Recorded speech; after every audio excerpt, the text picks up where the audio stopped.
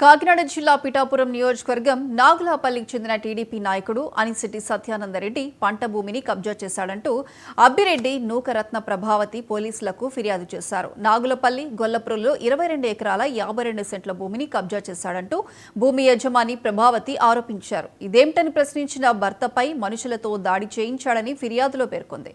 దౌర్జన్యంగా ధాన్యం కోసి విక్రయించిన సత్యానందరెడ్డిపై కొనుగోలు చేసిన మల్లవరం గ్రామానికి చెందిన రాజుపై చర్యలు తీసుకోవాలని పోలీసులను కోరారు.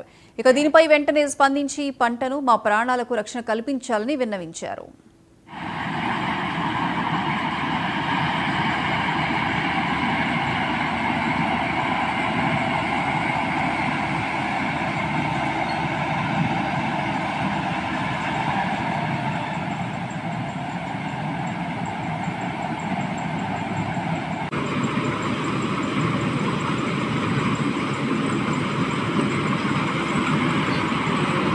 అబ్బిరెడ్డి నూకరత్న ప్రభావతి అండి.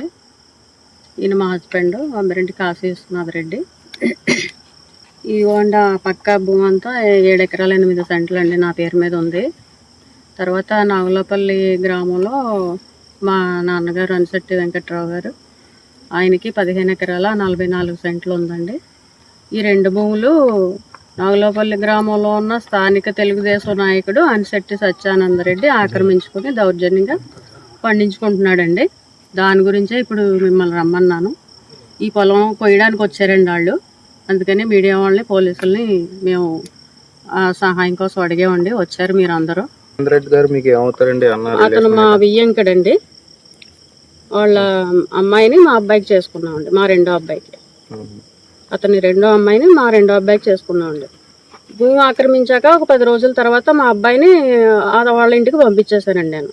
అంటే భూమి ఆక్రమించుకున్నారు, ఇంకా నువ్వు కూడా వాళ్ళంటే భయపడుతున్నావు, సరే వాళ్ళ ఇంటికి వెళ్ళిపో, వాళ్ళు చెప్పినట్టే వినని పంపించేశానండి. నా పేరు అబ్బిరెడ్డి నూకరత్న.